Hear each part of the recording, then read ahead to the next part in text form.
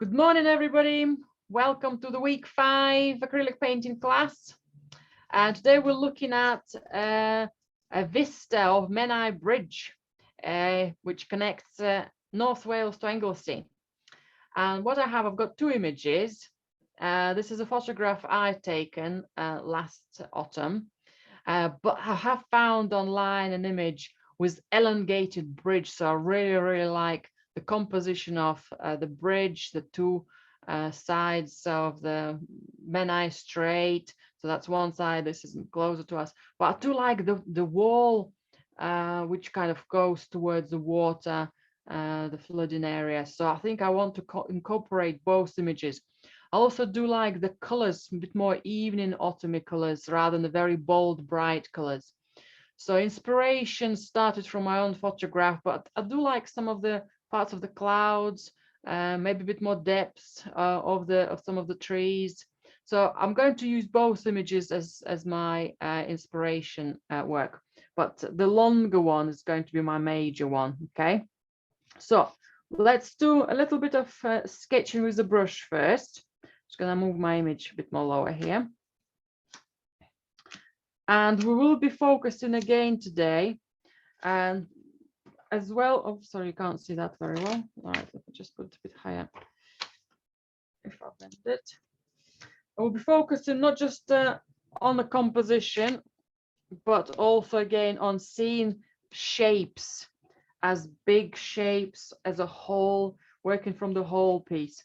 So I also have a sponge today, or you can use some larger brushes if you don't have a sponge. Okay, right, so let's start doing some sketching. I have a pink board today, and I want to see some of the redness, some of the pinkness behind some of my colors. So let's start sketching today with a bit of white, a bit of ochre, and I think I'm gonna go for some red instead of my typical violet. And so a bit of warmth on my brush. Okay, I just make it slightly darker actually, so I can see it on my board, otherwise it's going to disappear under the same color, same tone. Let's just check it. Nope, you can't see it. Okay, I might need a bit of violet then. Okay, this looks like more of a darker red now. Okay, that's a bit better. Right, so if we were to interpret our photograph, we almost have 3 sections to it. We've got the Menai Bridge, the columns of the bridge. We've got a gap in between of the trees, and we've got the boathouse on the left-hand side. So they're not quite equal parts, but almost as our 3 parts. If I just to measure them, okay, they're not quite as big. So it looks like from the side to the edge of the house is the widest area. Okay, let's have a look at now the area between the house. Okay, so then we've got the whole area of the bridge from the right-hand side to the largest column of the bridge, and then the narrowest part is going to be the trees. So if I roughly plan it as 3 sections, okay, now I can just decide, okay, this one's going to be the larger one. Okay, so let's just move it a bit more further across. Okay, I'm just going to wipe this one off.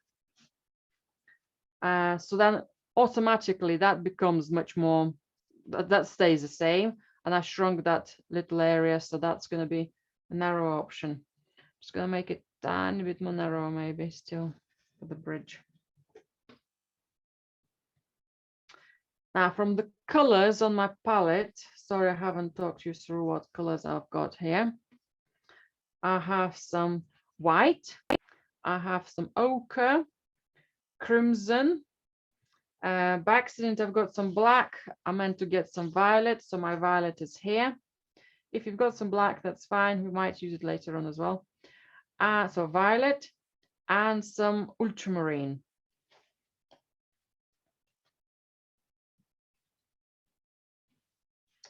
Right, so I've got my divisions now. I've got a wide area here.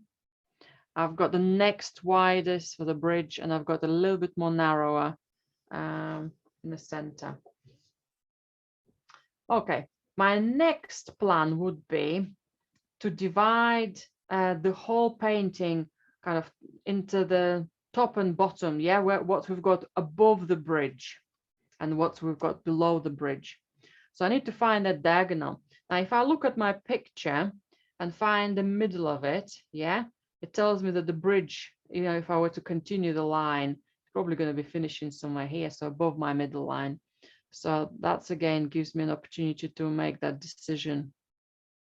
Okay, and where it's going to be almost, if I were to continue the line of the bridge, it's probably going to be almost going to the corner. So if I were to connect two lines roughly together, yeah. Okay, I need a bit more runnier paint. My paint is quite thick, so it doesn't spread, doesn't paint easily. Okay. Now we're not going to be painting the bridge all the way to the corner. It's going to stop somewhere above our boathouse, so I might just stop it with a tree here. So, but it's helped me out to get the diagonal. Alternatively, you can just look for an angle using your brush. Yeah, what angle is that bridge line? How much space we want to be left by the sky? Yeah, how much space? A little bit of space for the trees still need to be there. Okay, and so far just the overall direction of the bridge. It's probably it's quite a wide line I've done, so it's probably gonna take most of it as well. Right, and my next move is going to be finding the structure of the bridge, the suspension part, what's hold that suspension. So quite if I'll put it as a box, a bit narrower at the top, a little bit wider at the bottom. And it's going to take almost to the bottom of the painting. We're going to have only a small amount of water there. Okay, so something is going, if it's not quite straight, we can amend that. So if the bottom line of the bridge is going to be almost straight, the top line is going to just slant very, very gently towards the left. Okay. So when we have the thickness of that block, we're going to have another ridge going down at the top, parallel with our existing line. Just going to keep it straight, not wobbling. Sorry, my lines ended up being much wider than I want them, but it doesn't matter. So I'm almost like painting the whole shape. And then the line at the bottom is going to be almost straight as well, just maybe tiny, tiny, tiny, tiny bit going up, but it's mainly staying straightish.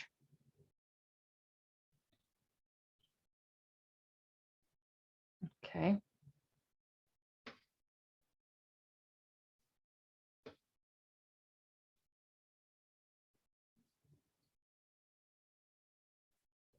Tiny bit more paint here.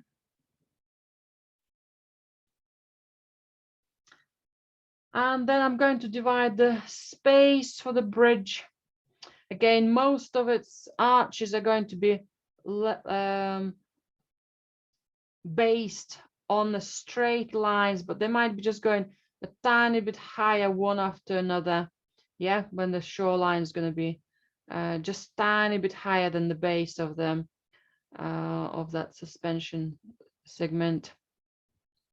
And then I'm going to divide the rest of the space into two parts, not quite halves. I'm going to have a large area left for the bridge itself, and the rest is going to be hidden behind the trees. And then this area I can divide into 3 arches. Okay, I'll just do them roughly first, and then I can decide that closest to us arch will need to be slightly wider, and the furthest away will be slightly smaller. And they are going into that diagonal, so they're not in line, then to that diagonal shape. You want to put them as a mark, yes, just as a darker top. Sometimes it's a little bit easier. And I'm just going to stretch them out. They're almost, they're getting, they've got quite a strange structure. They're almost like wider at the top and narrow at the bottom. But that's going to be our light. Okay. So for now, I'm just going to give them just a little bit of that elongated shape. Okay.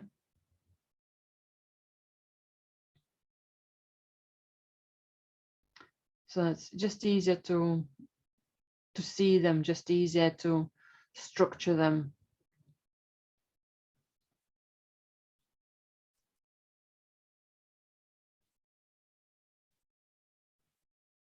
And I have 2 arches at the top of the bridge, at the top of that suspension area, but they're going to be, that's going to be our line. Yeah, that's looking down.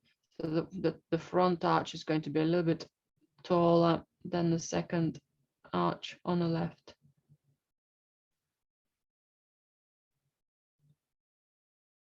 And then by the time we'll have that barrier, the barrier will be in front of it.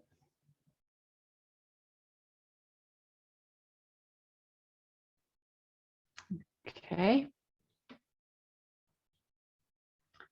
And then we can continue our shoreline, you know, the furthest one I had on the right hand side. If I'll continue it under the bridge in the center.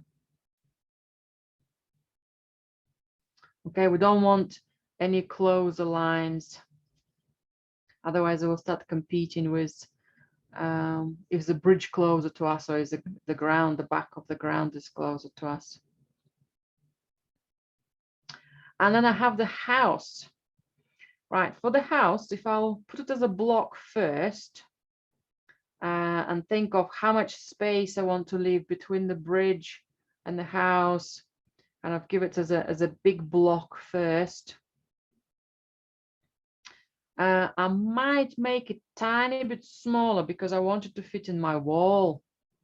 So I'm going to bring the house tiny bit, actually tiny bit more than on. Just going to use my sponge or tissue to wipe one of the areas off. Move my house a tiny bit further back, but doesn't mean that my my trees can't be stopping at that line where we stopped. We originally planned the left segment of the painting. Okay, so maybe a little triangle which is going to be hidden under trees.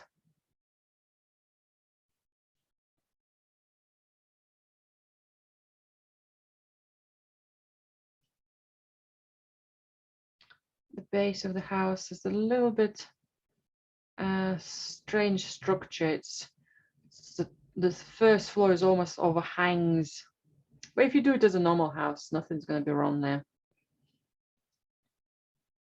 I'm going to do mine a little bit overhanging, and now I've got a tiny bit of space for the wall, which if I were to bring my picture back here, I can just carry it a little bit higher here, the wall. Yeah, and just bring it a tiny bit more across.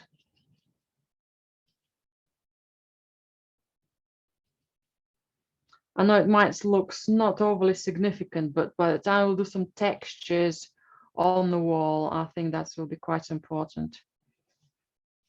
So it's almost like the wall supports the diagonal of the bridge. So the wall is going to be somewhere here. I'm going to put it a little bit more across. And that's going to be the edge of the water for the base of the house.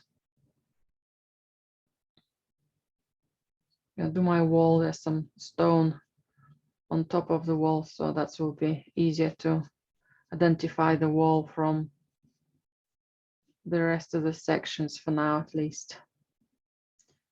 Otherwise, there are going to be too many lines to get it confused.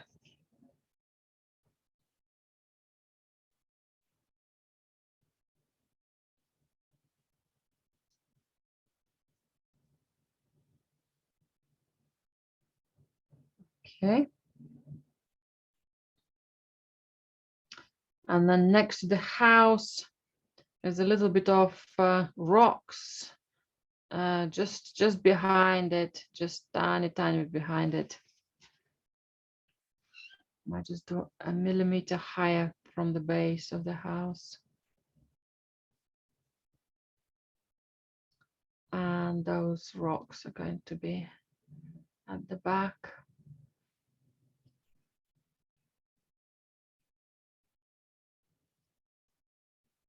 And there will be some trees. I'll just move them. Really like this tree, how it overhangs. Again, that nice diagonal of trees.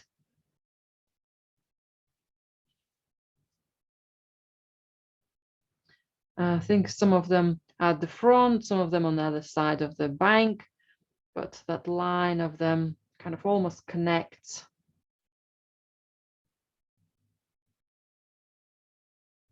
Okay, tells us where the base of the trees might be. And there is a bit of diagonal again, how the bank is sloping down here.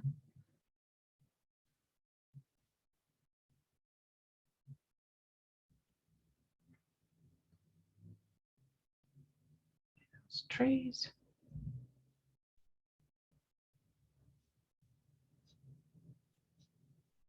Sloping direction.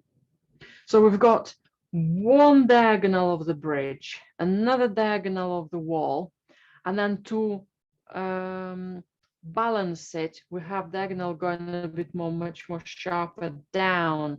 So we've got things now stopping now here, which is really exciting. Okay, and for the house, I will do a couple of windows, but what I'll do, I'll just plan them just to give me an idea. I've got one window somewhere, quite, well, two big windows, larger windows. Maybe I will even do them darker so I can see the size of them better. I've got a little one.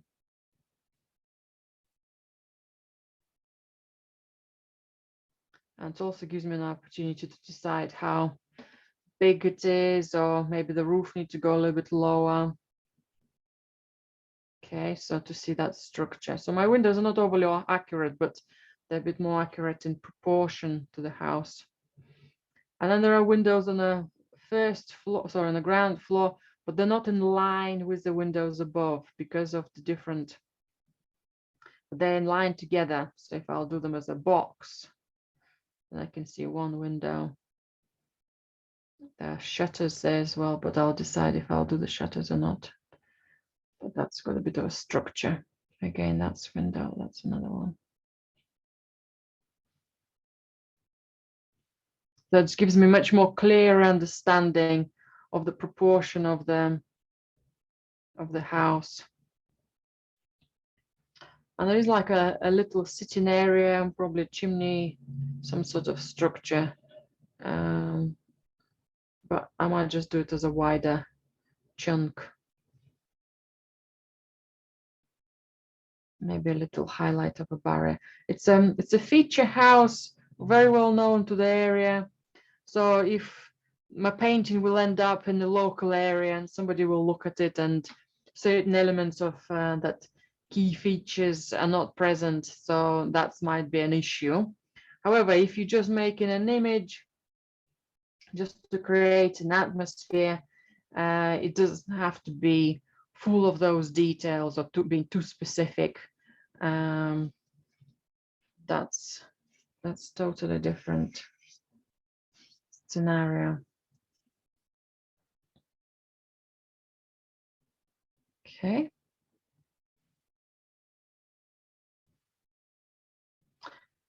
And then finally, I'll add some strokes For the suspension, I'll find there is a little connection next to the bridge kind of widths where the people and cars are. So there is a little, if I'll just put a little mark, well, 2 marks, that's kind of the center of that bridge, okay? And then, so that's going to be my lowest point of that chain. And then that chain could go to one corner of that tall tower and another one. They're quite close, they're almost parallel. At the moment, they don't have to be perfect. Just a suggestion in them, because we're going to be painting the sky, we're going to be painting other areas.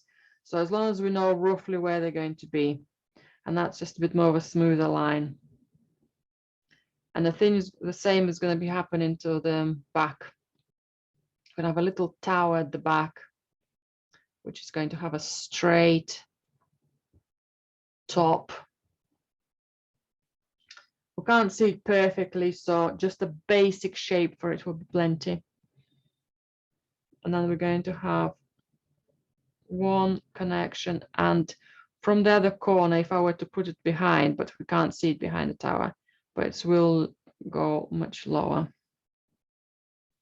Again, if they're a bit wobbly at this stage, that's fine. We'll be painting behind them.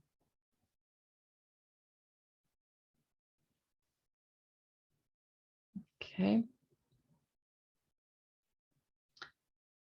And now we can do the trees at the back and separate what's a sky, what is the bridge. I do like the idea that the bridge is standing a little bit higher. So I might just even put little sub towers just to remind myself there's something a bit higher there. And then maybe the tree is going to be the tree line, going to be something taller, something a bit shorter. And again, it might appear, disappear above the suspension chains. Okay, there might be another tree line going down behind, and then the trees overlapping part of our arches. So then we don't have to make things up. Part of this area is covered with the trees. So we only have the tops of the arches there.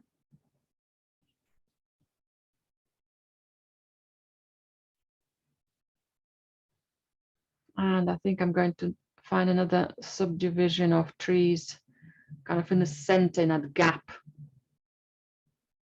of the under the bridge. So it's not overly complex drawing, but we do need to pay attention to how the elements connect. A couple of my lines just dried a bit lighter, so I'm just going to outline them slightly darker around the house especially. So I'm not doing anything new, just outlining my lines so I can see the edge of my house a bit better. Especially when you sketch with a wider brush, with a wider strokes. A centimeter here and there makes a big difference. Yeah, that's why I wanted to put extra shapes for the trees, a bit more sharper. And that cliff, bit of the rocks.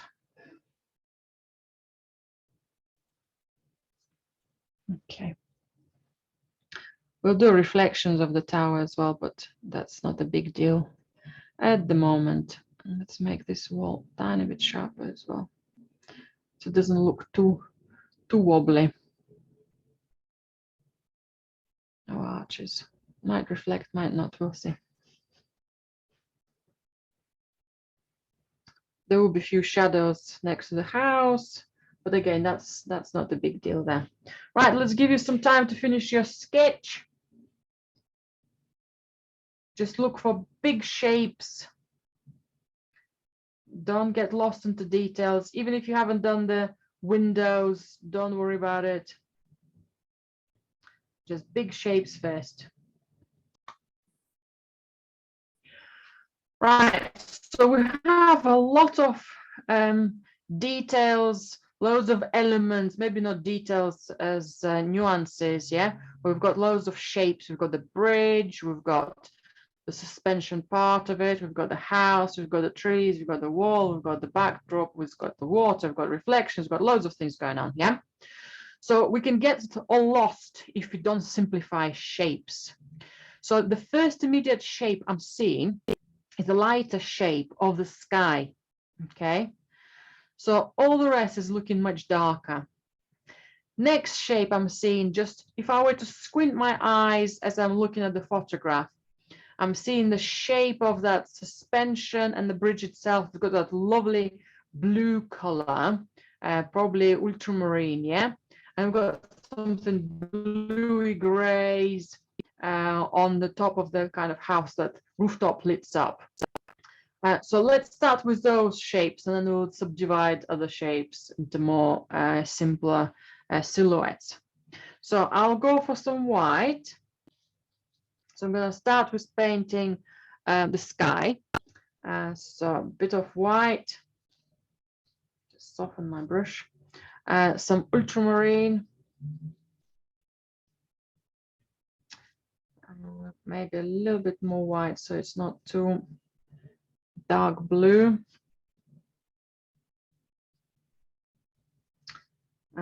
Right, now on my palette, it appears very, very light.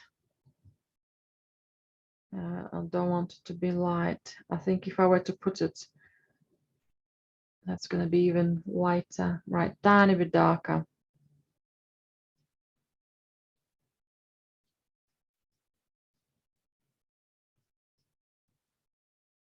Tiny bit darker, that's a bit better. Okay, right, so let's block our sky with this blue. I'm going to come a little bit closer to my trees. I know they're going to be there, but just in case, if I wanted to put more uneven edges, I'll just put my tree line slightly lower. And I will be varying my blue now. I'll make it in some places tiny bit more darker, tiny bit more lighter, as I'll go from left to right, or right to left. It doesn't matter which way you're going to go. I'm going to come close to the tower. Again, just in case, I'd prefer to paint the blue slightly lower. I can always make the tower bigger.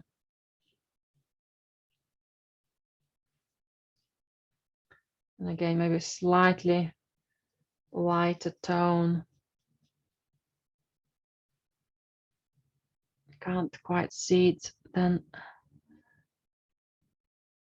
I need to hear it if it doesn't quite appear on the camera. Okay, now I want to finish it on a slightly darker corner for the blue, for the sky.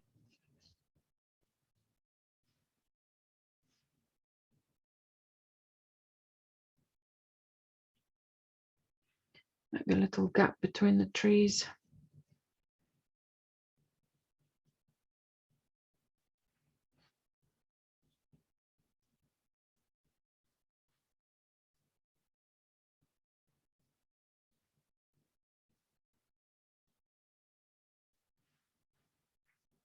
Okay.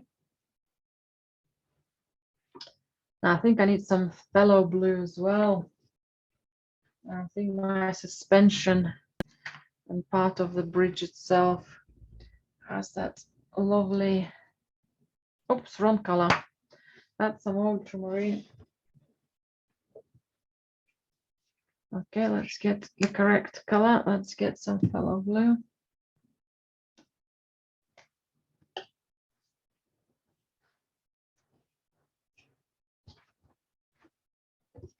So if I were to wipe my brush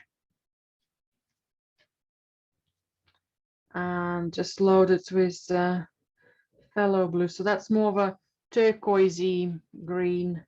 Well, there is no green in it, but it just looks slightly greener, different.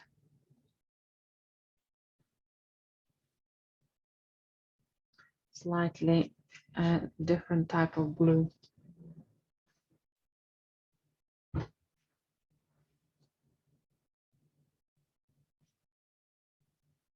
But it will need to be slightly darker than our sky. So let's just make it slightly darker than our sky.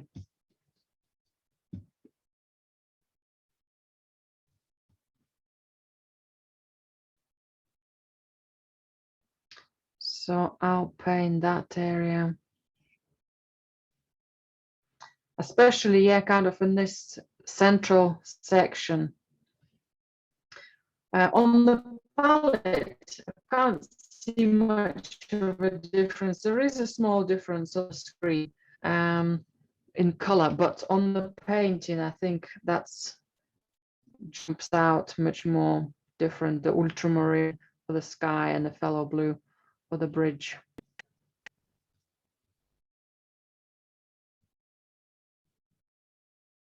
So I'm doing a big stroke all the way across.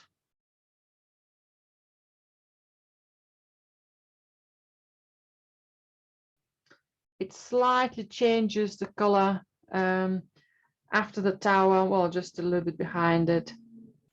So for now, maybe it's different color because the bridge is changing the direction gently. Maybe because of I think it's a light. I think the light from the other side. I don't think the bridge actually changed direction. There's a little bridge kind of balcony to go around the tower, so that has a slightly different change of shape, but that's not a big deal. But because there's some lights from the shore, so it lights up the area slightly differently. But we've got little higher towers just on the top. They could have the same darkness. And maybe beginning of the one of those suspensions. Again, I'm going to put a little mark for where the center of the bridge is.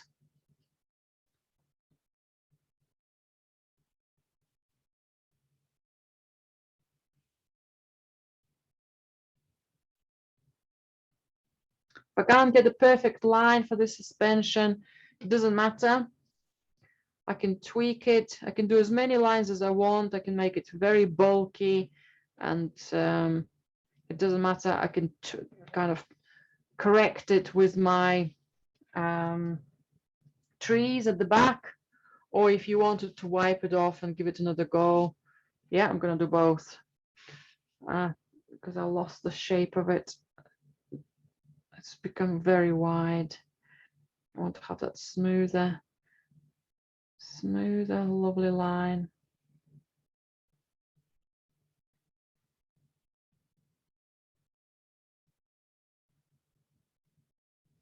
Okay, I haven't done the back suspension chain.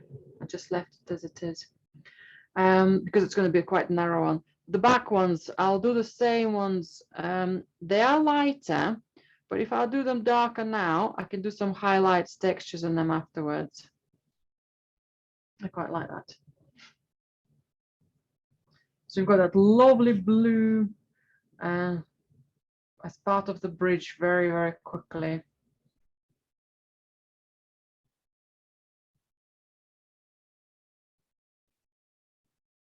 It's a little hint of blue at the back of that rail of the bridge as well.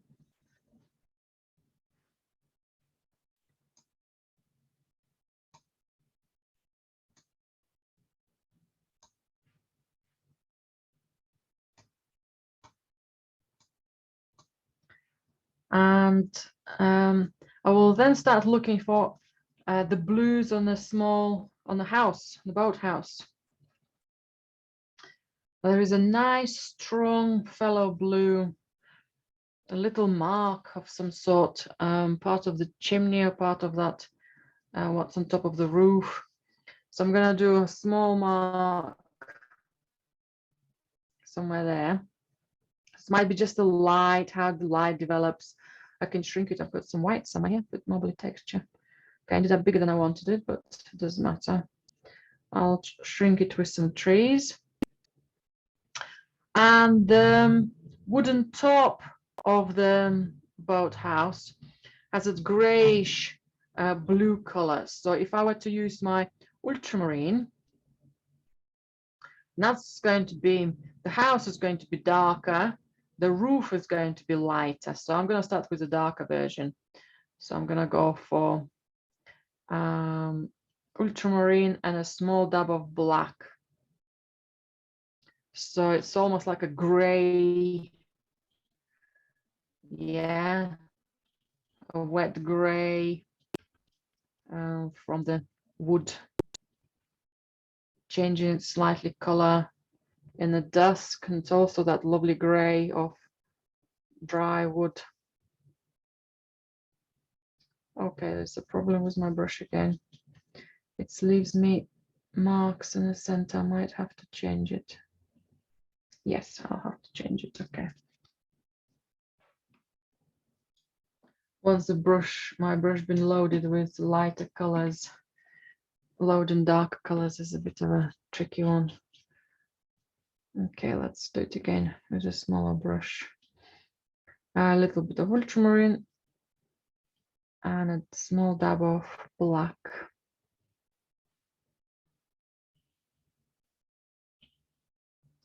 So then when I'm applying my colors, they are not patchy.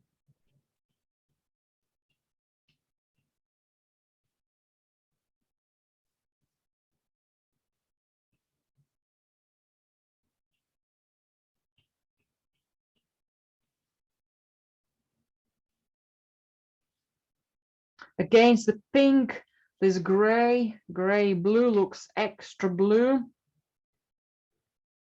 which is fine.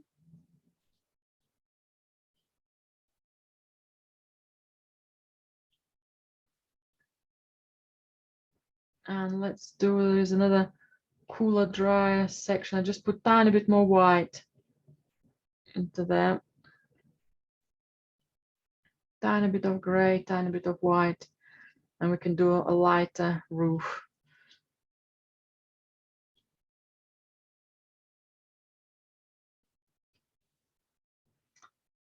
Okay, and that section of the roof is going to support our sky in kind of that coolness, and also in how light it is in tone.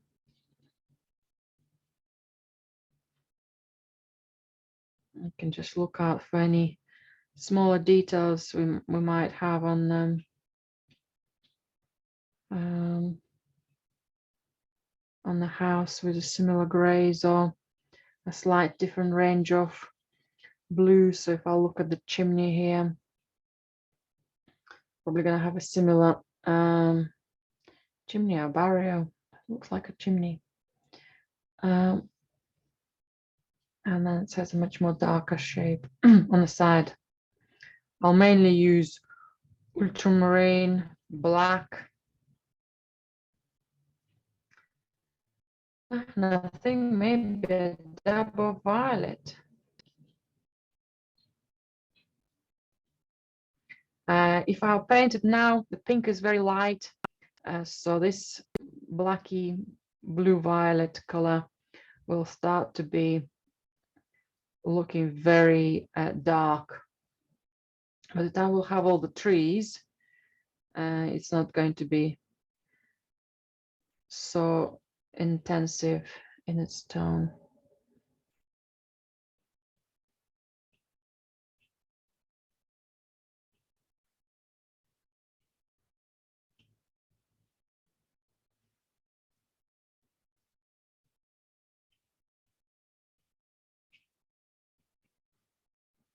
Just doing a little bit of playful strokes of that darkness, shrink a couple of areas. Gone too far with some of the blues with the background of the house. There'll be some shadows from the trees there anyway.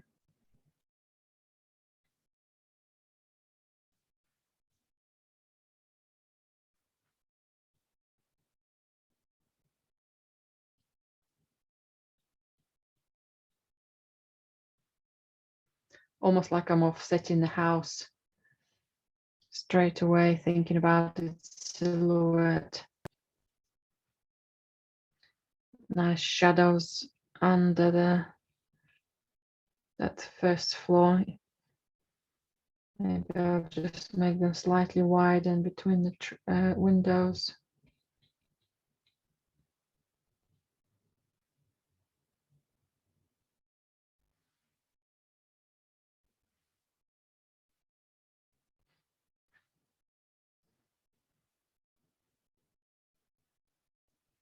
And there is a range of shadows next to the house. I might just leave them a little vague now, because I want the house to be part of the shadows of the trees. I want it to be merged together eventually. So offsetting the wall and the shadows and the house belonging to those trees in a way will be really good. I put a couple of darker strokes for some of the windows where there is no light. That's another option.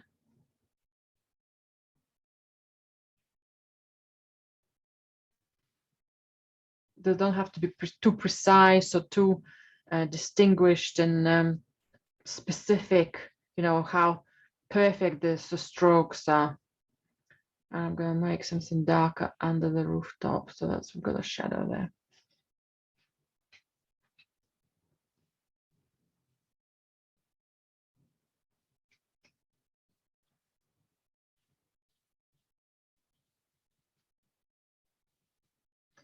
Just missing a corner of my rooftop, so I'm just going to extend it a bit more here. But maybe I'm too eager to extend it because I'll have some trees and I might eventually need to touch it up. So some of these cooler colors already stand against our pink background and set a nice evening light within the painting very quickly without us doing much. Okay. I have a couple of more areas for the cooler colors. So probably the color of the rooftop, you know, that grayish blue, that lighter grayish blue, we can put slightly as highlights on the stones on the wall next to us. So I'm just going to put a couple, especially here in the shadow, and just some elongated shapes, some a bit more clustered together, maybe some a bit more flat ones going towards the water. It's a variety of them. So then when we'll put warmer colors on the wall, we immediately will have vertical wall and top, quite a flat horizontal edge there as well. Yeah, that'd be quite nice.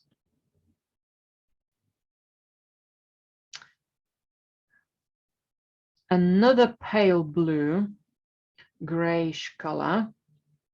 We're going to put, I'm just going to check how light it's going to be. Maybe a little bit lighter. More into the gray and violet maybe than the fresher blue. Okay, again, similar to our rooftop color. I'm going to put a couple of areas above our arches. Again, the arches are lit up by the artificial light underneath of them. So it's going to be a warm light. And above, we've got the natural light, which sets off much cooler above the arches. And now there are loads of textures on the bridge because it's an old structure. The paint's been running. There's some general patches of the stonework, all sorts of things going on. So if we'll look at the major feel for the bridge, yeah, we've got some, again, if I haven't got perfect arches sizes, it's not a problem. I'd prefer to paint more with paler blue now, paler gray blue now, rather than and not paint enough. And maybe a little line on the width of our tower.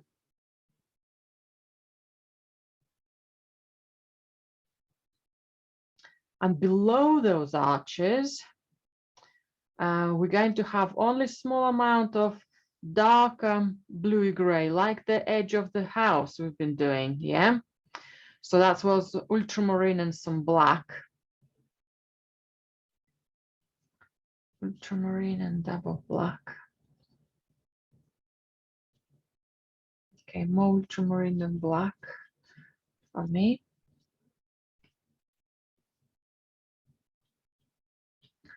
And it's going to be only a small amount. Again, continuing area. Those are going to be the sides of the those columns. They will gently break, kind of mix with our gray, with a paler gray, but there will be almost like a division. Yeah, how the bridge is going to, there will be different structure of the stone, so we're going to play with that as a different light. So we'll have a reason of changing the color there. So that's probably maximum I'll see of that blue anyway. It's going to be behind the trees there.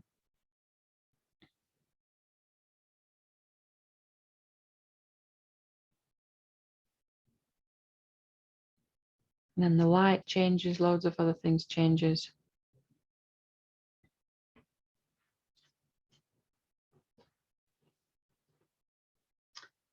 And then finally, the darker tone we used for the side of the house. So that's slightly more violety, black and blue and violet.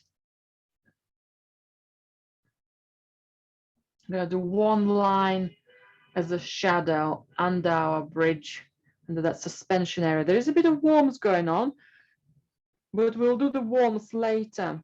So that's underneath of the bridge area. If you paint it a bit too big, you can wipe it off. You can paint the trees over it.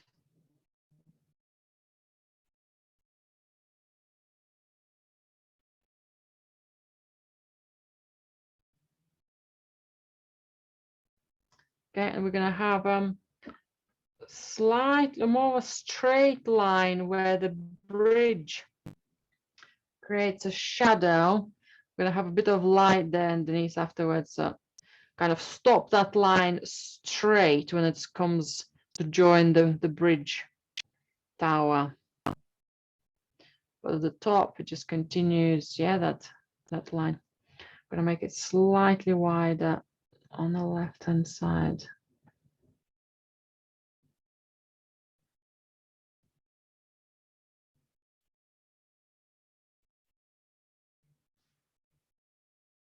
Okay.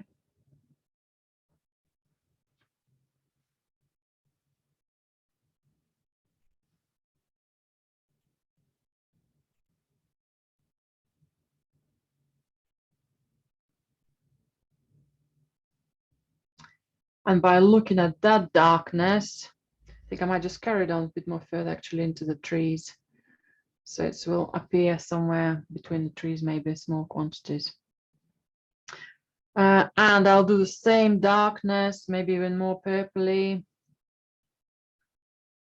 Maybe tiny bit lighter though, because we're gonna do a couple of arches, the two arches which doesn't have artificial light on, and because they're further away than the bridge, the shadow of the bridge underneath, I need to make it slightly dark, slightly lighter than that color. So I'll have on the under the arch, so the top of that space painted darker, and it's going to disappear. So I'll have stretches out, and I'm going to have another brush. We haven't quite painted anything there yet, but if I'll have another brush and just soften it with a bit of water, that gives me a very soft change of tone. We can blend it with thicker acrylic when we know what's colors are going to be there, but for now, and sometimes I just leave it like that. I just use a thicker acrylic, use another brush just to blend that color. It doesn't need to go too far. Actually, we're going to have loads of trees in there as well.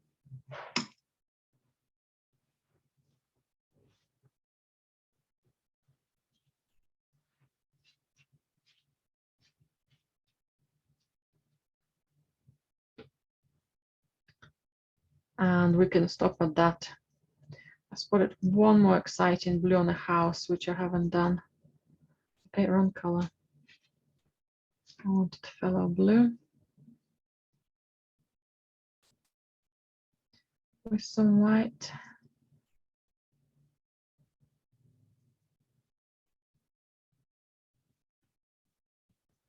Just wanted to touch up my roof and maybe bring a bit of extra fresher blue to it.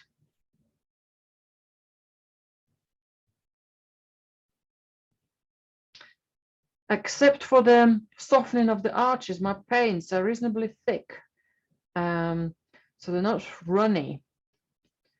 They haven't got a lot of relief in them, but they are not transparent. Okay, they're quite thick. Quite like that. Bit of blue there, bit of extra color.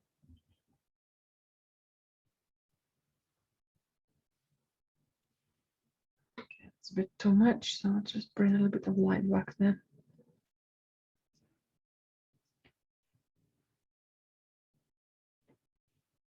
Well, that's little nuances. That's personal touch.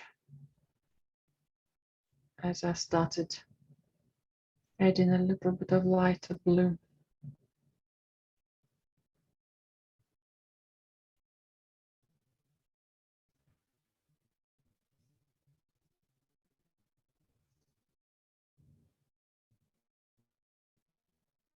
Okay, so our cool tones are finished now. So we can leave them out. Okay, anything for the windows here, maybe.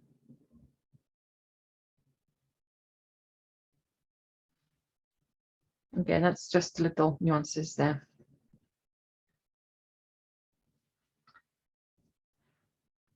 Let's stop at the cool tones now. They're finished. We have got a bit of actually water. Sorry, I've nearly forgotten my water. But it has a bit more greeny grays there as well. Okay, let's do the water while we're into that. In this corner of the water where we'll have a little bit of reflections, have a little more turquoisey green water here, but the bottom right corner is going to have more grays, for that more neutral tone. So I'll go for again ultramarine and a dab of black.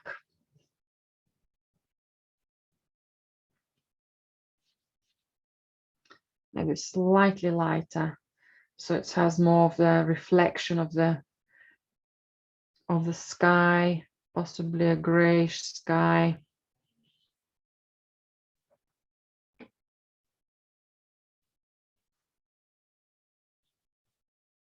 Some more grayish blue close to the shore.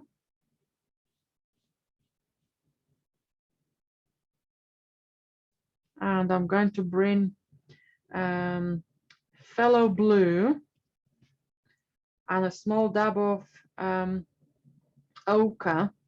That will have a hint of green in it. And that will give us a nice green for the water, because we're going to have some warm colors here. I didn't go directly for emerald green. Yeah, fresh emerald green. I want that to link to our warm colors, which we'll be bringing in as part of the reflections.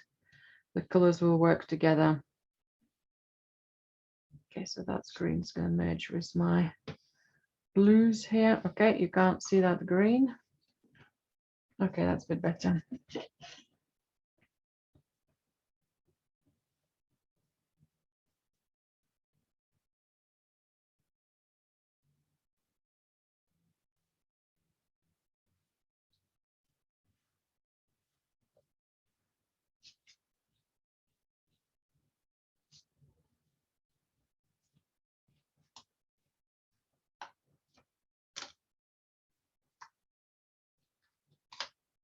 My glove got stuck.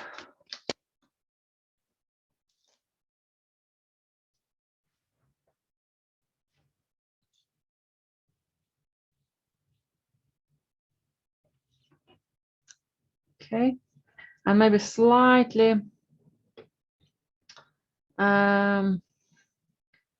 darker blue again back. Might have a bit more brown in it later on. Actually, maybe violet. Let's do that. For the water behind the bridge tower, it's probably picking up the muddy shore. The depths of is changing.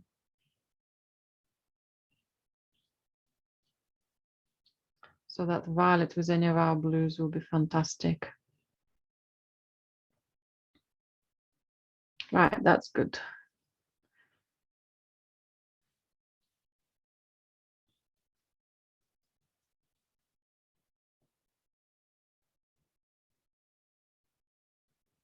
The darker reflections from the tower are going to be only small hints. Might just have a slightly more of a hint of smudgy, darker blue. And we can decide on how significant they might need to be, or if they need to be more left lost. Sometimes it's too much details on such a small area. Okay, so now definitely all our blues are finished, unless we're touching things up at the end.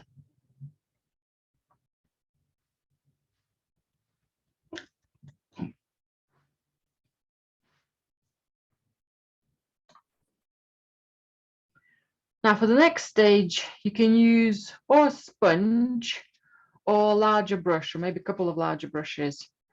And we're going to fill in most of the empty pink areas with the colors for the trees, starting from some of the beautiful orangey greens on the left-hand side, and then we're just going to move to more medium orangey greens and the more of a greenish colors, shadows on the other side of the Menai Bridge. Right, so what I'm going to do, so if you prefer to work with a brush, just follow the same thing.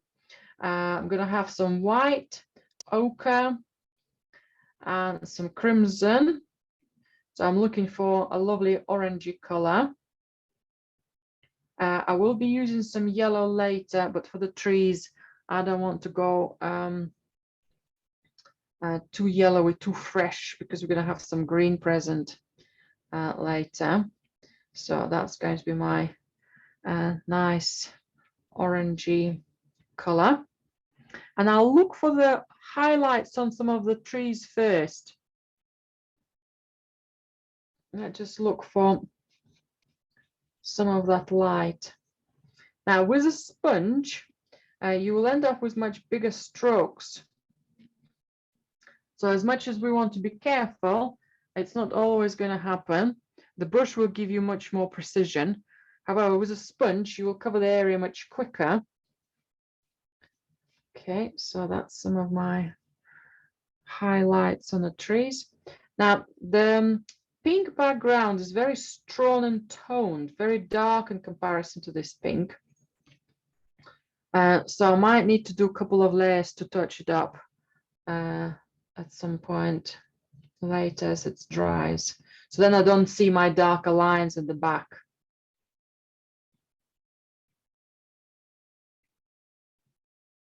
Okay, some of that lights here.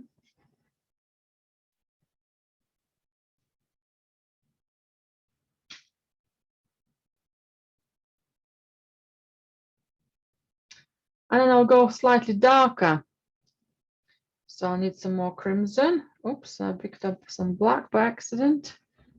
Okay, let's remove it from my sponge and my palette.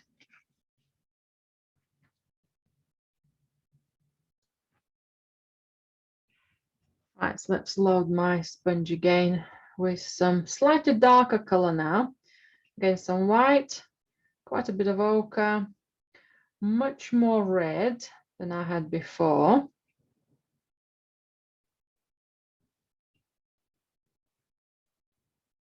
Okay, I just set it against my background. Okay, slightly more red. Okay, that's good. And I'm going to paint quite quickly, fill some of those spaces close to the house. As I did say, if it's too much for you to work with a sponge, if you don't feel like in control, please use a brush. The advantages of a sponge, yes, you will cover the surface quite quickly, but also the colors merge easy, even if I've done some orangey color first and the red color second, or some other shadows later on. And the colors, because of the softness of the edges of the sponge, in some areas they will soften because it's got a bit of water, a bit of moisture on the edge, so it doesn't come out too rigid shape. Okay, somewhere there. I quite like a bit of warmth on the shoreline here, but I think we might need a dab of violet with it. So we're making our red slightly changed.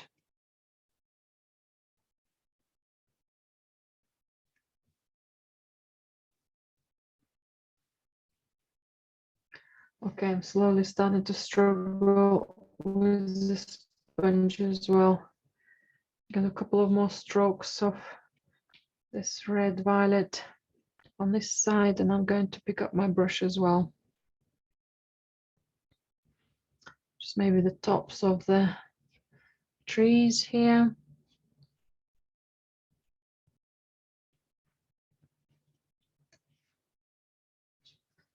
Now, I could have come up a bit more close to the water, but I think my sponge is too bulky to do a nice line there, so I left it. Maybe some more of that color at the back.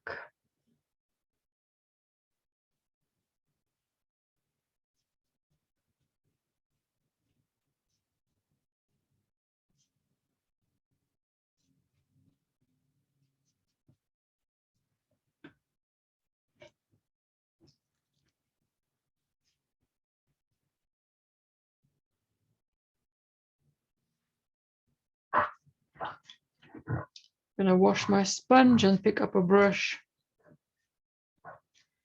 so we can work in some shadows and then come back to the highlights. So the highlights are almost our base color. So we still have the pink, but we also have got a bit of orangey reds coming in now. Very exciting range of reds throughout.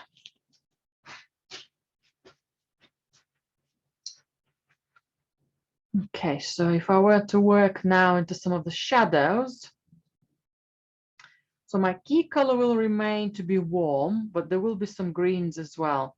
So if I were to go for some ochre, which I just realized I ran out.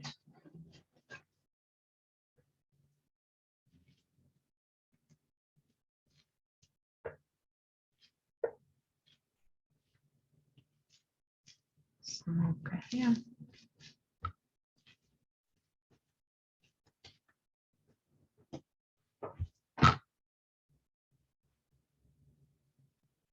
So ochre, a dab of white, as we always edit, a dab of crimson, so we're back to similar set of colors, and then some emerald green.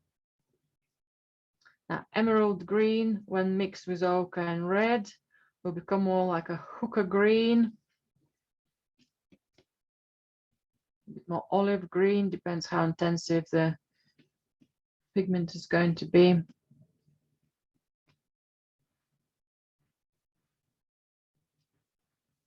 Okay, that's a good one. And I'm going to start with the lighter greens. I have got loads of very dark shadows of greens. So they will still appear like shadows. So now I can offset my reds a bit more. But that's a green at the back.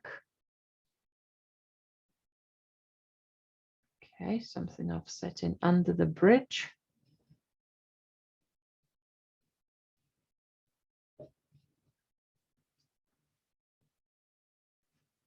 Okay, to make this area to work well together with what's behind, we're going to have to put a couple of those, couple of strokes of the same color between our suspension chains and the bridge, and maybe a little bit above. There is continuity in color, just in case if we mix another color later on when we run out. There is that. You can see what's behind it. I made it not solid in all places. I've left some of the pink around. Might use some of that green somewhere here as well, and leave a little bit of pink.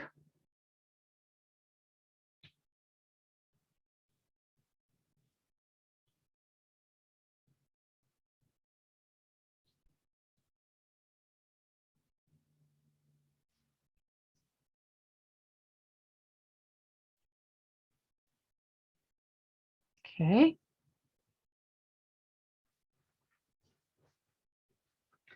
Now, if we keep it blank green, it will look a little bit dull. The same as if we keep the bridge as it is. We might have a little reflection of that green, maybe a thinner line, just to maybe a broken line. It just appears a bit of light underneath of the bridge.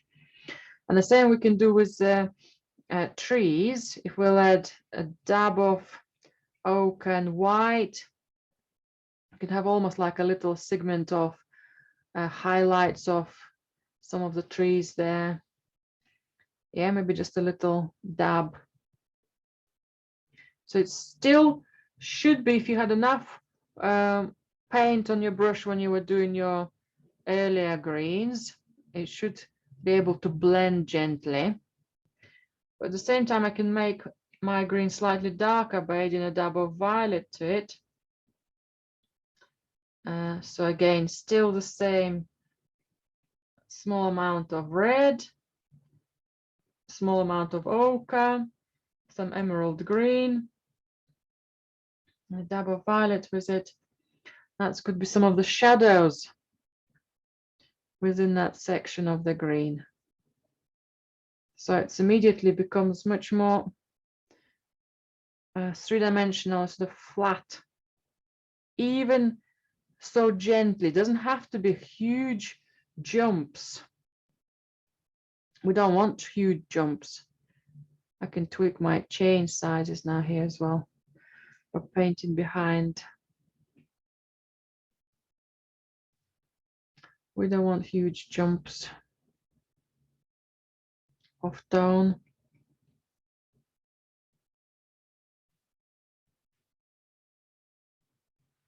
And it looks like this is going to be my green. I'll just mix more of it again. Some ochre, some crimson, some emerald green,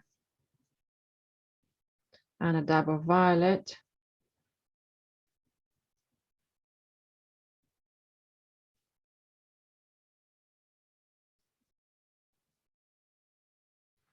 I can identify some of them.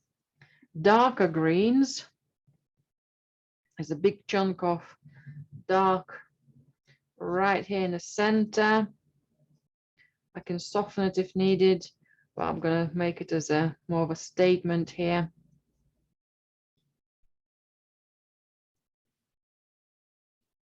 Okay.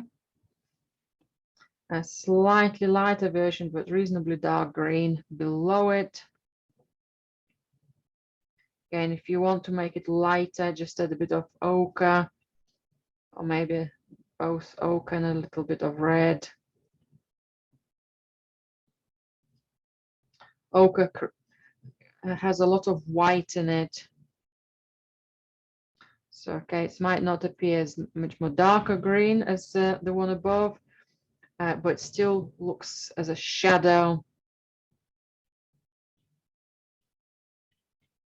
So we can have subtones in it as well.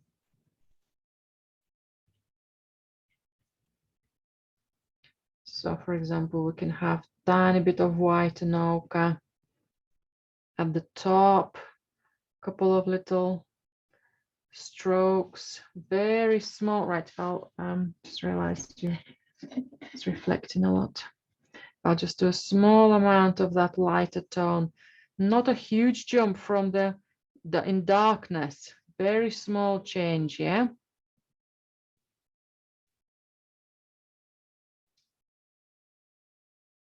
I think that's come out a little bit too dark, so let's lighten part of this section as well.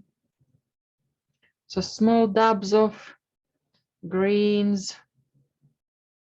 We'll start interacting with some of our orangey greens. So first of all, we've done all the orangey reds. Now we're doing more fresher greens, but then we'll go to more the color in between, something between the red and the green. Okay, so far we're more further away from that. Right, any other darker greens? My violet and green would stay somewhere here at the top. So now I know how to make my darker green. Yeah, all I'll do, I'll top it up and look where it might be present. Just gonna keep mixing it. If I top up fresh pigments, I need to make sure that pigments stay mixed well. I left a bit of blue here, so maybe sections of the sky is going to be seen. If you do leave a bit of pink, that's great. If you cover it, that's okay as well. I tend to keep small amounts of it.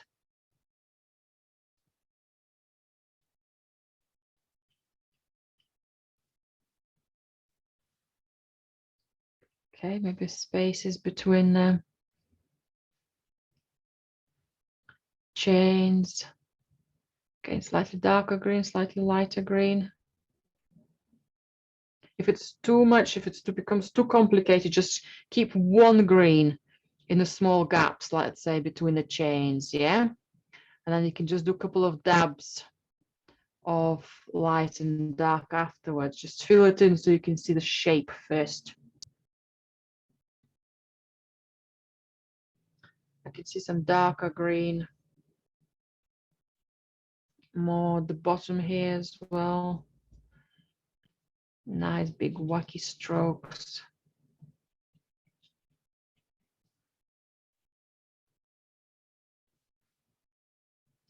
Slightly lighter tone at the top.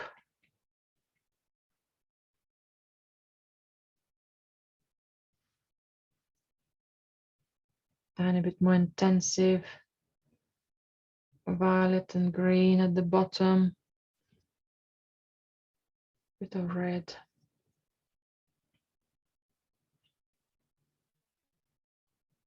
Just coming a bit more close to the water edge here.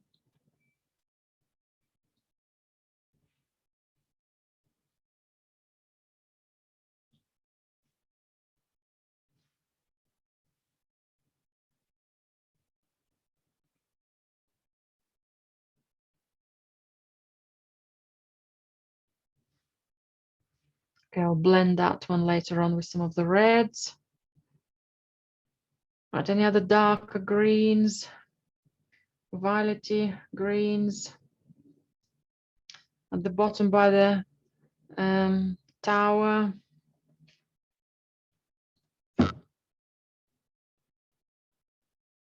We'll have a nice contrast to the edge of the tower.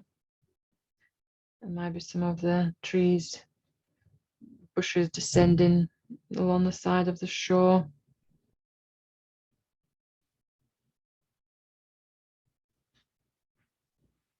I might just go a little bit more further into the edge of the tower because I haven't decided where exactly it's going to be. I can easily bring it out. Okay, some nice depths is building up.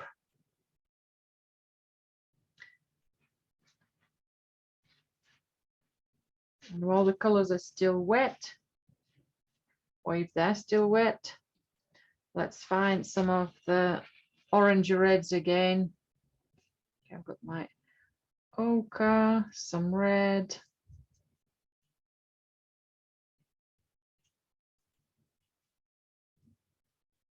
And let's mix some green with it.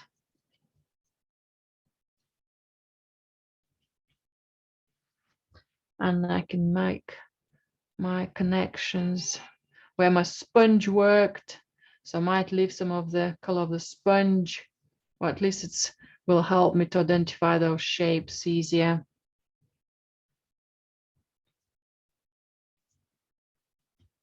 By adding a bit of white.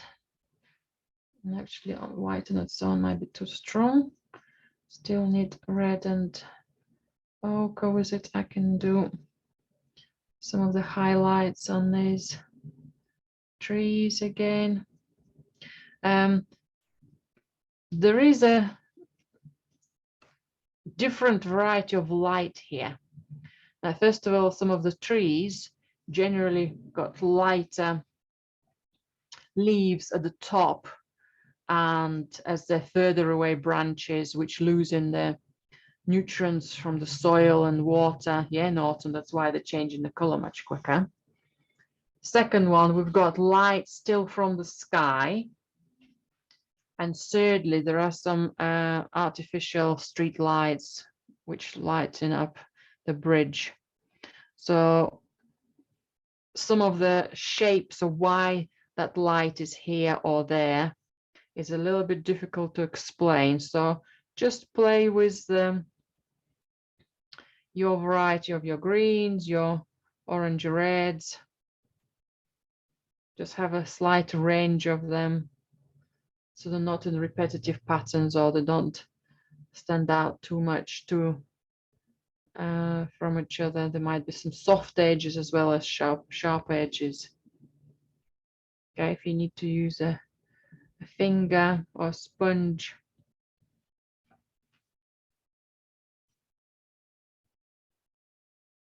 Okay, I can see my tower has been shrinking.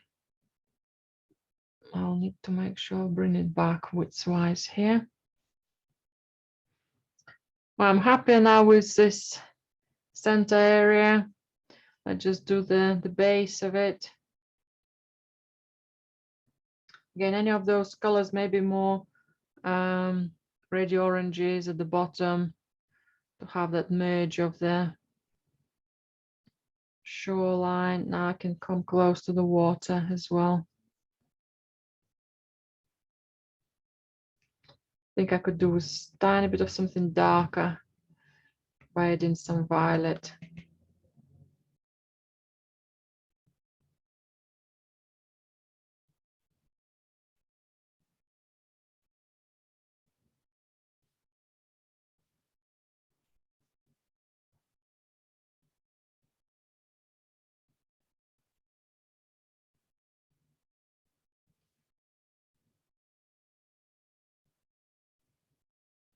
Okay, just harder to see with reflections on the screen here.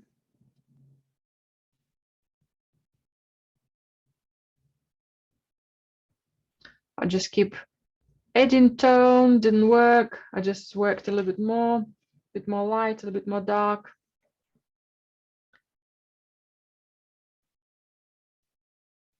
And some more darkness at the base. I don't want anything light there. Just using a bit more stronger violet. There might be some rocks protruding. Yeah, that's better. That's much better now. Also gives me an opportunity to add maybe a slightly lighter shoreline on the other side.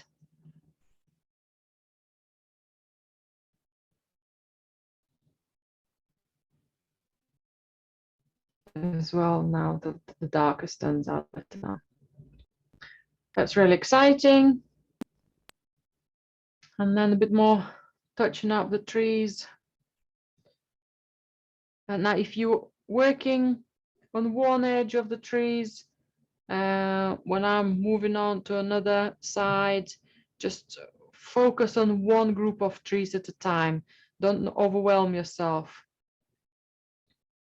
Okay, you can always watch the video and follow your own instinct, how some of the trees will develop.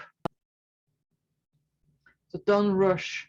So I've got a blob of a tree here, a bit too similar, a bit too round. Haven't lost some of the features of it.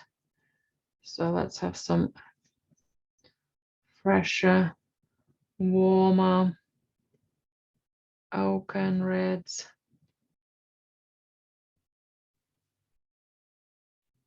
Don't like that blobby roundness of it.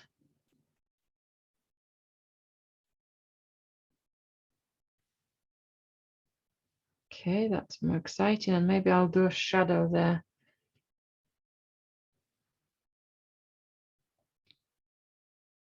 A continuous shadow.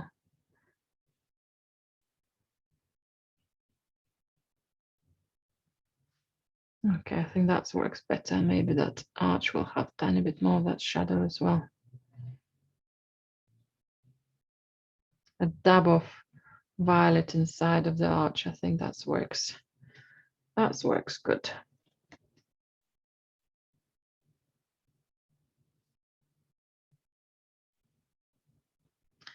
Right. That's good. Now I've got this violety brown on my brush. I can touch up my other arch, which will be darker, but will be warmer in comparison to the other arches. I'll start with a darker brown. I can do the light lit up areas on top, and I'll have as well slightly darker base for it. I can leave some of the pinks. I will.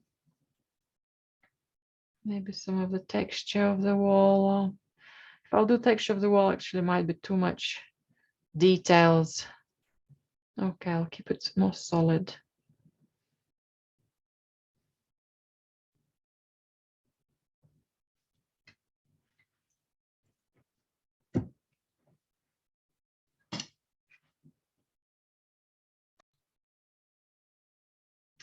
Right, I'm going to come back to my trees now, my orangey red trees, and keep them fiery. But to do that, I need to finish my shadows and offset the house with the rocks on the trees on the right and left hand side. So let's start with the similar greens as I had before.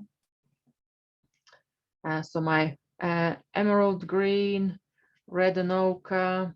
I already got a bit of ochre here and some red. Actually, I've run out of my red. I use quite a lot of paint today.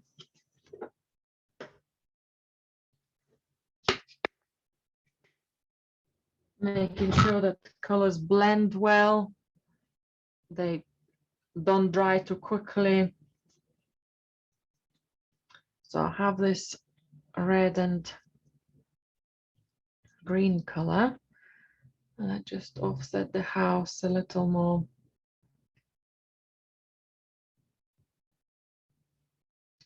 Side. Let's offset the roof slightly. Maybe there will be some lighter colors coming up, but I can do it on top. Let's do some of the shadows.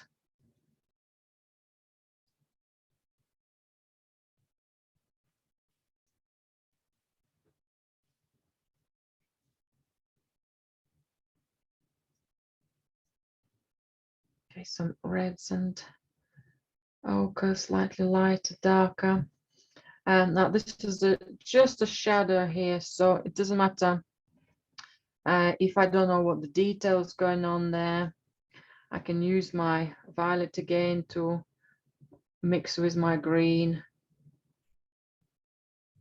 Okay.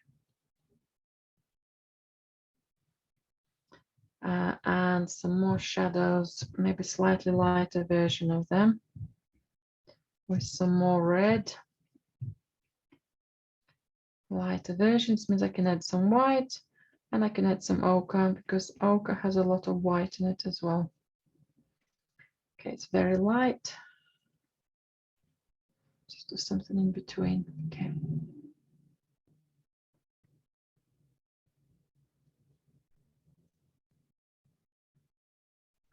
That's nice. That's a lovely darker tone. Want to get part of the bridge semi-lost in those branches. Get down a bit more white again. Let's get some fresher orangey red.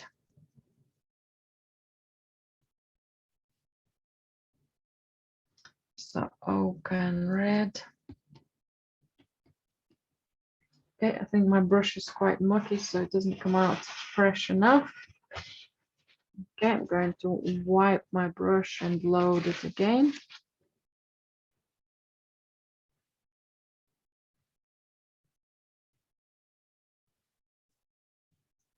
So then there will be no green in it.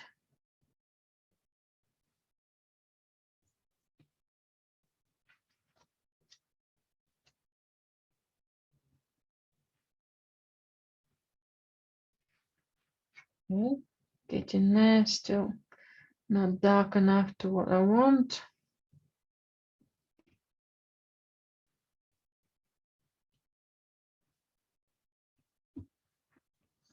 Might just touch up a couple of areas here.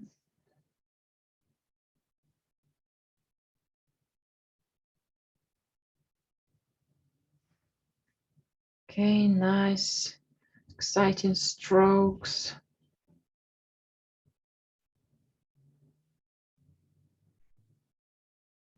Let's interact some of this darker green with some lighter tones.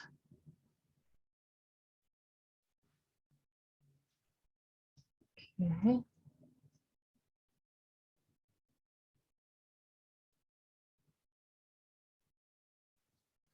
Okay, something in between. Let's come close again to the house. So now I can work on top of some of these very dark shadows, but want to integrate them. That's better. So I don't have an outline. So that was my base color. Now the house stands out as a shape better. Okay, nice slope. Maybe some trees. Some fresher orangey red here. It's in above the chimney or in between all those are shadows of light. It stands out a bit too much here, just got that silly shape again. I need to soften the shadow of the trees by bringing greeny reds. Okay. That's not so doesn't work as a chimney. Maybe I'll put something tiny bit more darker next to it.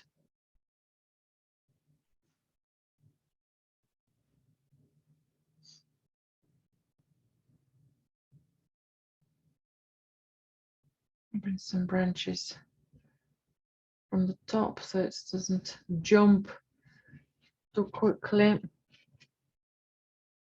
I've got quite a lot of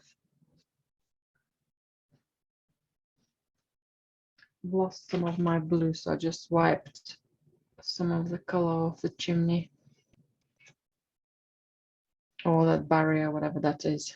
There. Okay.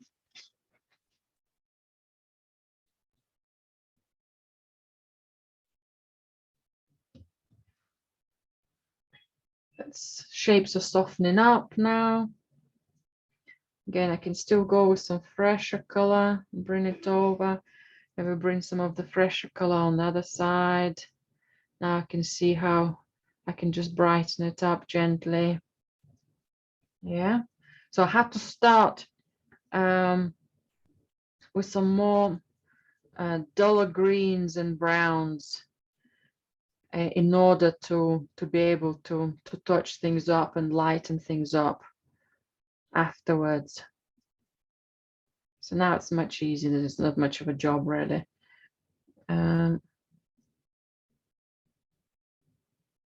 Getting some of that light over. Okay, just get a bit more exciting shape here. So my original sponge strokes are still somewhere, but they're getting lost within that overall feel of the shadows. Okay, this is a bit of a solid blob of shadow. Let's soften that one.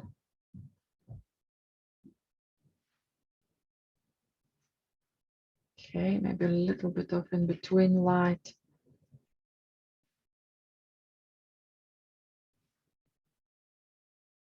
Much more exciting. Love that. Okay. Right, and I'm gonna have some space, some time to spend on the base of the house and the wall and kind of the structured brickwork. I'm going to go for some more violet colors with some of my browns.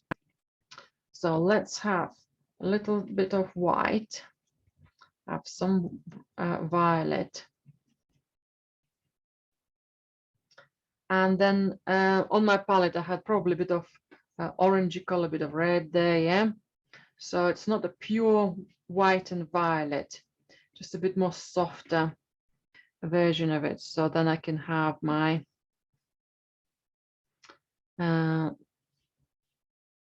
tower painted.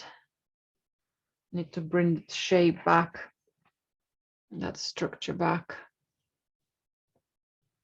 And I'll make it slightly darker at the top. I'm gonna have something darker within that violet color. Now I want to keep some of the pink. So what I've done, I've diluted a bit of paint at the bottom, and the pink is slightly glowing underneath. Just gonna stretch the color gently. So again, the pink is creeping through, peeping through. There's a bit of texture on that tower, but overall we see a darker shape.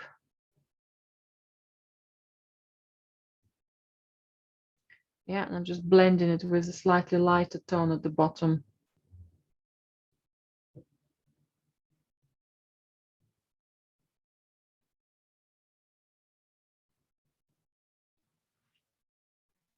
Okay. And I'm gonna have something, again, there's loads of reverse lighting because of the artificial light. I'm gonna put tiny bit of darker tones on the top of that tower. I'm gonna put some fiery light at the base. Again, tiny bit of a shadow first. Okay. Any other darker violety tones? So I'm still building it up. It looks slightly dull till we lighten it up with our artificial lights. Okay, a bit more of a tower similar tones, maybe tiny bit dab lighter, more red than orange, I think.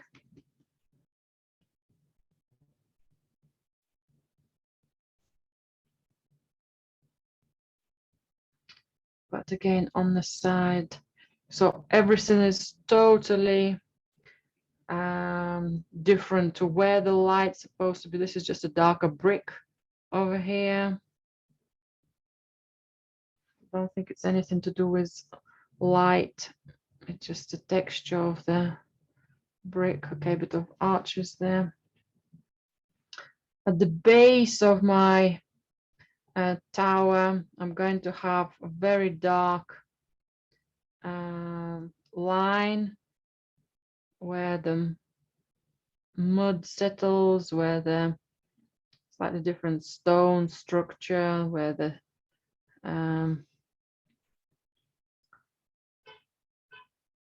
seaweed grows. It might just start connecting with a bit of water here.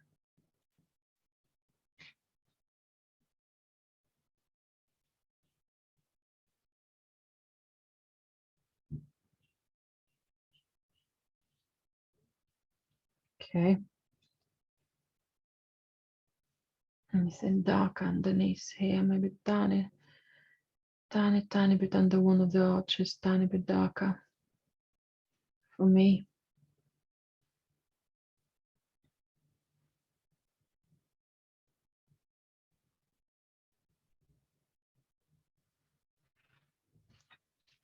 Okay, again, I'm still haven't got enough light on the bridge. I'm gonna let this one dry now. Okay, bridge stands out a little there, little walking area, but again, don't have to do that too much. Right, that's good. I'm gonna let it dry before I do all the highlights. And now I'm going to focus on the house. Oops, how did that happen? Okay, I lifted one color, but actually removed some paint. Maybe I should. That's it. That's better.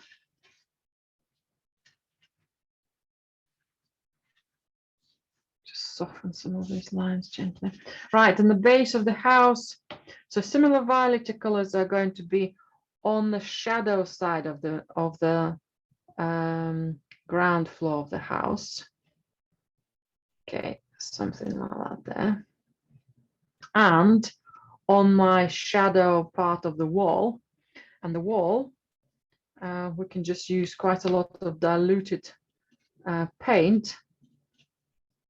So we see a lot of pink underneath. So now you can have much more diluted strokes.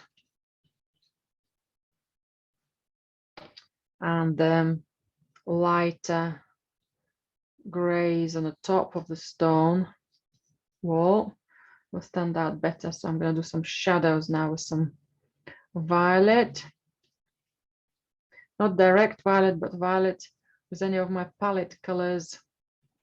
If it's violet and green or violet and blue or violet and brown, any just less natural appearance of violet. And my strokes will now create the stonework without us painting individual stones. Okay, so something darker next to that ridge of pale blue gives us the direction, yeah, the wall, how the wall develops, how it's been built, the structure of it. And the pale pinks stand out beautifully. I really like that. Right, now the base of the house is going to have slightly darker tone because there's some rocks. Again, I'm going to use the same violet, maybe a hint of green with it.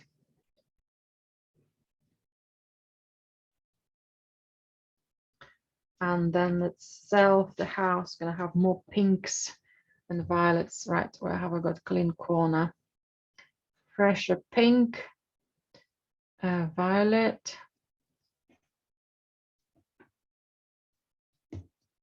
Tiny bit more pink. So I quite like the glow of the existing pink, but it's a bit too strong.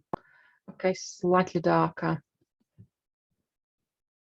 So darker version of pink and violet.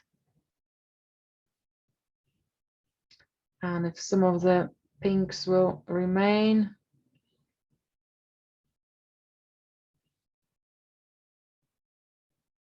That's okay. And again, I'm leaving a bit of kind of space for the lighting up areas where I'm going to put some light. Okay, maybe part of the shore. Anywhere else I might have that bit of violet color, violet pink.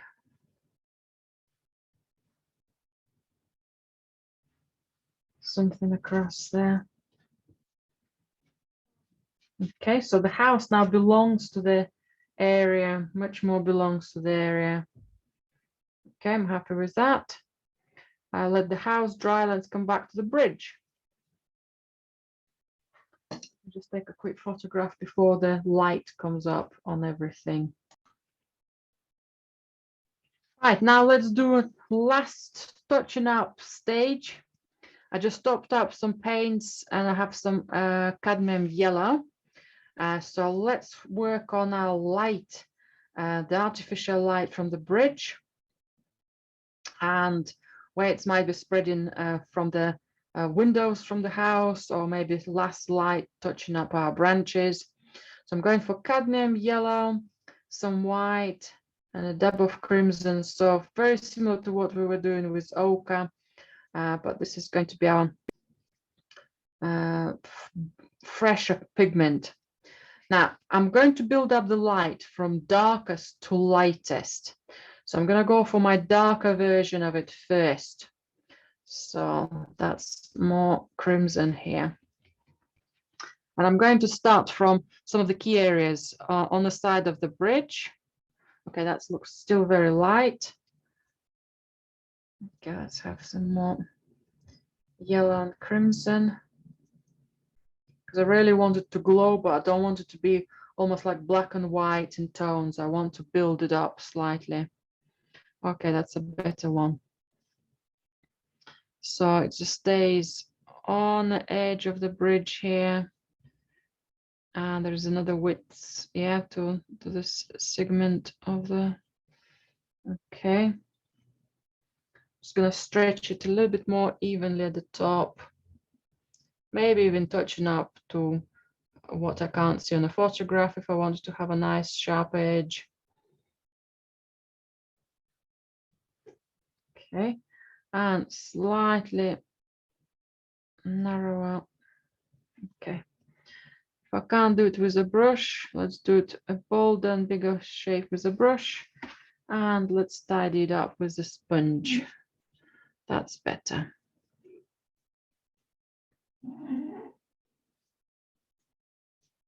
And we've got soft edges for it, for that light as well. I could have done it with a brush, but it might be a little bit quicker with my sponge. But obviously you have to make sure that the previous layers were dry. Now what I don't want those two strips being the same length. So I want to have one slightly taller, one slightly shorter, one maybe wider, maybe one, yeah, it's maybe just not just because of the size, but also maybe how the light distributes differently. Okay, that's better. Let's have some extra red into this, and I can paint a space under the arch. Got some beautiful light, how it's spreading there. Nice mysterious feel for it, maybe little dabs around the round edge of it. And if I were to wipe my brush off but still keep some red on my brush, I can do a bit of dry brush and just dragging the color. Okay, we've got some nice texture there. Okay, quite like some of it, maybe just a small amount here, another arch, maybe tiny bit of, okay, another one might just have a dab. So it just doesn't, okay, that's a bit too strong. Anything I don't like, I can sponge away, soften. Okay. Lovely. Now let's put some more of that light now on the water. Okay, maybe some of that darker light on the water. Good. Any of that darker again version of light on the top of the tower. So much more playful now. It comes out dry brushed, perfect. Got a glimpse of light, maybe a bit more on the edge of them. Okay, a bit too wide stroke, but to have a bit of that light would be nice. Okay, that's the perfect time to do some of that highlight under the bridge. Yeah, so we're lighting things up now. Maybe some of that light could be going behind the rails. And we can see a bit of light there. On the suspension chains. Bit of light. Maybe even doing a little more texture on them. On the metal areas which holds on the bridge. Yeah, the vertical lines. They're very, very small. Maybe smaller number the better, just a hint. It's almost a bit more transparent layers there. Yeah, might just give it a little bit of a hint. Just need to make sure they stay vertical. Anything we don't like, if it's too much, wrong direction, sponge it off, or take a tissue paper and just lift some of it. Right, any other light? I think I'm ready for a tiny bit of the same color for the light on the house. A couple of windows could have some more highlights.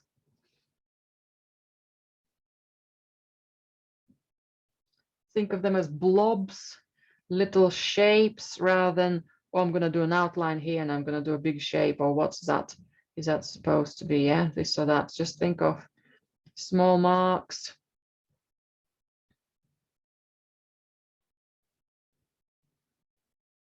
That's better. I still haven't got my boldest lighter stones. I'm still working into some of the darker versions.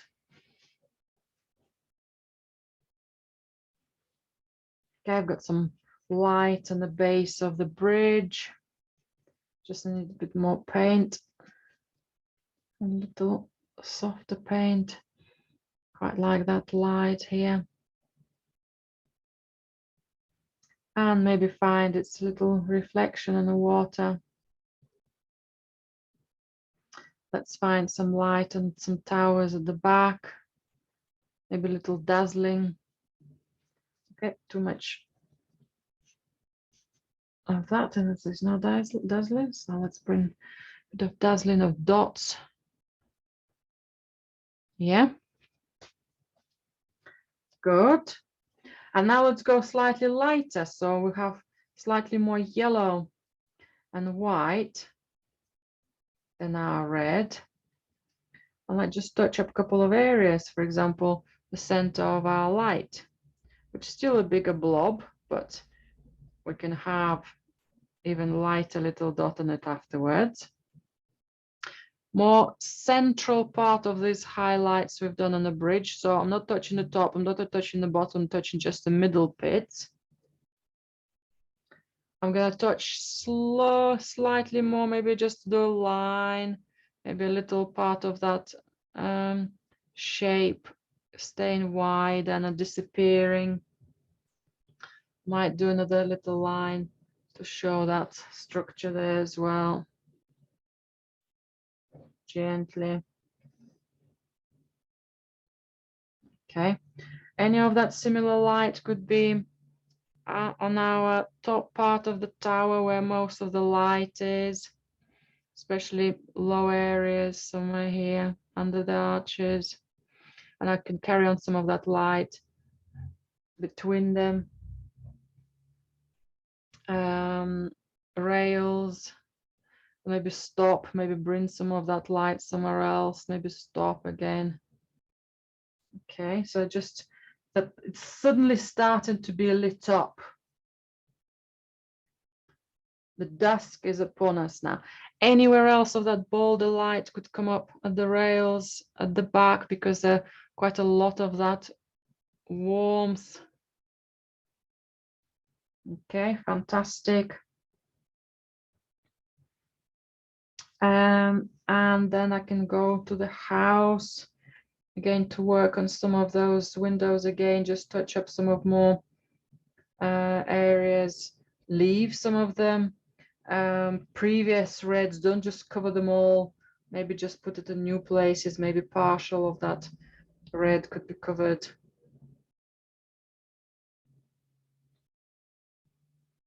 Okay, and I want to make variety, so changing a few shapes. So 2 windows don't look the same. I've got some light now in the building. Yeah, maybe even tiny bit behind it or underneath of it, or maybe those windows cast a bit of light under the roof.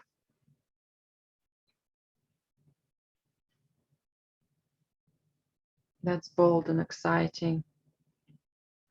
Little dots, happy dots of light is wonderful as well. Again, any of that light on a shore, just under the windows maybe. Yeah, just brings us across the wall towards the building very quickly, immediately.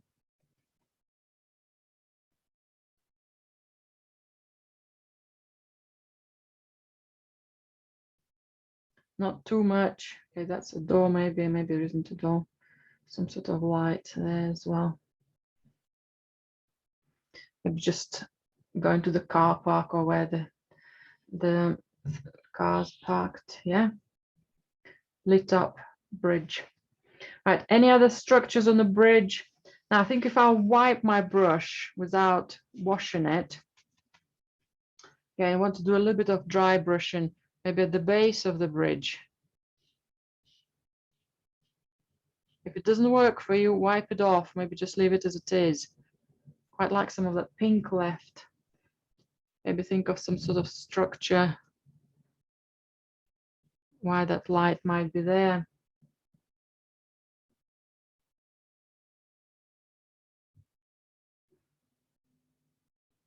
Okay. I think I could do with slightly more red again. Darker red under the bridge. I think I can do quite happily a bit of red, a bit more solid red. So those nuances are the fun part. That's better. That's much better. That's it. And I want to bring tiny bit of that light now to some of the trees, and even lighter highlights as a last step. So having more white to our yellow and red. It's still not fresh white. Yeah, if I just put it against the white here, it's quite a darkish tone. It's going to be my last one. Maybe for the structure of the bridge here, we're going to have a nice big bold tone. Yeah, just got suddenly a very different size and appearance of it. Yes, changed. I'm going to have a bolder light, a little dab in that center where that light might have been on the shore. I might touch up some other light. Maybe there is a campfire, maybe there is a reflection of it. If it's too strong on the reflection, I can soften it with a sponge.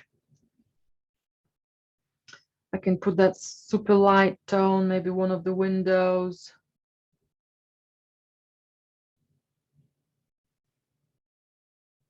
I think I'll leave the rest as they are. Not to overpower them. And some of this light I want to put against the rails, especially there is a second rail we haven't, not the rail, chain for the bridge. Yeah, so we're lighting that one up. Beautiful night lights. Dabs, dabs, dabs. Little connection, more solid connection. Any of that light could come here as well.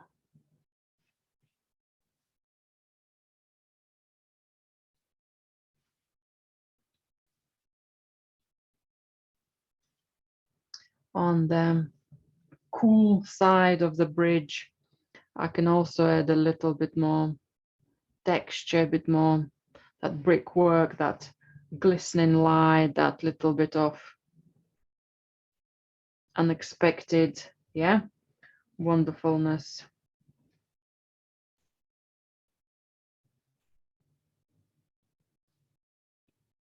That movement, I think I can do a tiny bit of similar movement of light on the water here.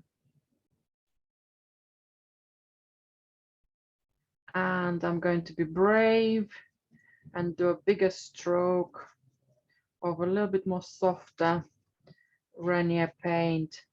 It feels like it could be somewhere here. Can always wipe it off. I think that's working nicely. Just don't want it to be too similar in size. Okay. So my green is still there, but that light is much more shimmering, much more stronger on the water. But we couldn't have done any of it before building up those greens, before building up those darks, browns, before building up everything else, creating that atmosphere of the autumn. I think my last stage, I can see the wall a little bit lost on the foreground. So if I'll use slightly lighter, paler blue, I think I just wanted to be caught by almost like a moonlight, but evening light. Phthalo blue or ultramarine blue is fine, either. Just to have slightly more highlights.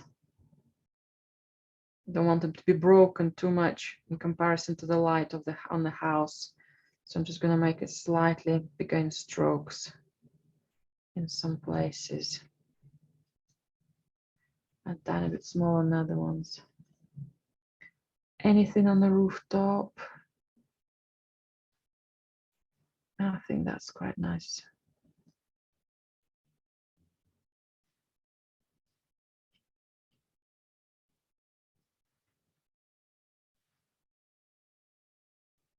That's Julia's last minutes of improvisation, creating an extra character. And I'm going to stop. Really happy with the evening light, that glowing light, that beautiful, almost Christmassy settings. Yeah, the evenings lit up areas. So keep going when you're at the stage of, oh, this is not quite sure how it's happening, or is it too big sponge to work with, or what those colors are. It's all come alive at the last stage with that light. Okay, so stay brave, keep painting, let things dry, maybe before you come back to other sections. And I'll look forward to seeing your paintings in progress or when they're finished, or both.